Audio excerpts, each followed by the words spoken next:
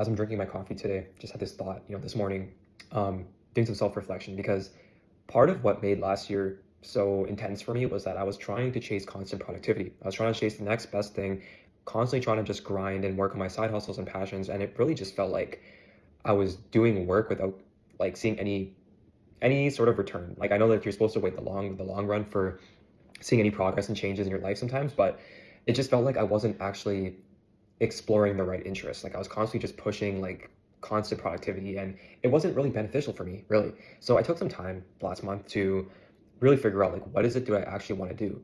And in those moments, I also took a step back and just started to play video games again and relax and not take life so seriously, not put so much pressure on myself. And I will say that this month of January has been one of the best Januaries I think in the last 10 years for me, mainly because I was starting to really figure out like how to move the needle forward in every aspect of my life, whether it be signing up for like certain events that I'm interested in, or networking with certain people, having calls with people, or just maybe like planning a trip in the next few months. Like these are like small things that have like been able to help with my mental health, mainly because they are goals that are SMART goals. And I always preach about SMART goals because they're goals that are specific, measurable, attainable. Like you know that you can reach them in a short amount of time and you have something to look forward to. So I know they usually say like you should set like goals, but they don't always mean like long-term goals. Just set short-term goals, like goals that you know that you can reach, and you have something that you can expect.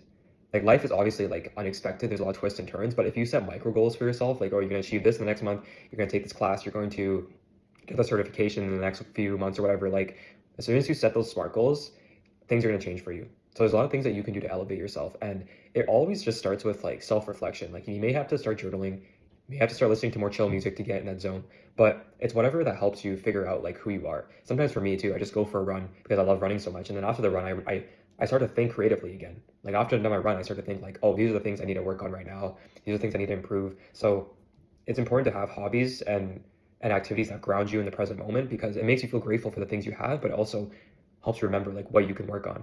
So yeah, this is basically like what I've been thinking this month because I'm trying to make this year more present. I'm trying to, use the cards that I've been dealt to create opportunities for myself to actually take more aggressive action. And when I say aggressive action, I mean like focusing on the things that are actually like things I want to do and not things that seem good on paper. Like for example, like tattooing. I've been really into like the tattoo culture in the last 3 years, and I bought a tattoo machine and I started practicing on fake skins. And after having a conversation with a tattoo artist yesterday over coffee, he was telling me like you have to be drawing every day. You can't just be like drawing on fake skins with a machine because that's not what artists and tattoo shops are looking for. Looking for people who can draw fundamentals, right?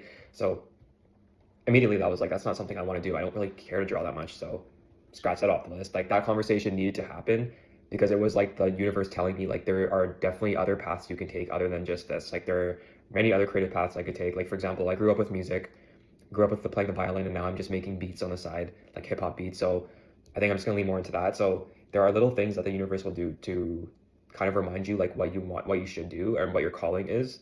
So sometimes I feel called to don't go on a run, and when it's a nice day outside, like immediately I'm just gonna go for a run, and it's something that I never feel guilty about doing. Like no matter how tired I get, I know that this was the right activity because it feeds my soul. It's something that I'm called to do, and it just comes like second nature, right? So whenever you're doing something and it feels like you were just like meant to do it, or it felt like it was just second nature, like you gotta continue doing that.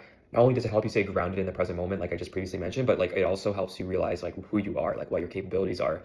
Um, and yeah, it's all about exploration and finding yourself. So let this video be sort of like a reminder to you as well that take this year to really pour into the cups that actually fill you up, not the cups that are going to drain you, are going to, create this misalignment with your purpose. Like there are so many things you can do in life, and there are so many things that people want to do because of social media.